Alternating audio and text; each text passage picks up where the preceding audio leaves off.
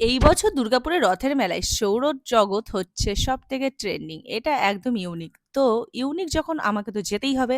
তো গিয়ে ফটাফট টিকিটটা কেটে নিলাম। টিকিটের দাম ছিল ৳১০০ আর এখানে কিন্তু বাচ্চাদের টিকিটও নিচ্ছে। তো ফটাফট আমি ৩ খানা টিকিট কেটে নিলাম। কেটে নেওয়ার পর লাইনে দাঁড়িয়েছিলাম। আর লাইন দেখে বুঝতেই পারছো যে কতটা ভিড়। আর এখানে টোটাল ১৫ মিনিট ধরে একটা শো চলছে। তো অনেকক্ষণ লাইনে দাঁড়ানোর পর আমি ভেতরে ঢুকলাম। ঢোকার পর ভেতরে ছিল এরকম সাদা যে উপরটা পুরো রাউন্ড। আর নিচে দেখো স্ট্যান্ডে ৪ টে এসি লাগানো আছে। তো এখানে প্রোগ্রাম শুরু হওয়ার আগে অবধি আমি খুব উৎসাহিত ছিলাম যে এখানে কেমন হবে, কি হবে, না হবে। বাট যখন স্টার্ট হলো, ব্যাস আমার যত আশা ছিল ওখানেই জলে পড়ে গেল। যদি তোমরা ভেবে থাকো সৌরজগতে যাবে, যদি টাকা নষ্ট করার ইচ্ছা না থাকে, তাহলে যেও না। ভীষণ বাজে। গেলে তোমরা বেরিয়ে আসবে। যারা গেছে অর্ধেক লোক বেরিয়ে গেছিল।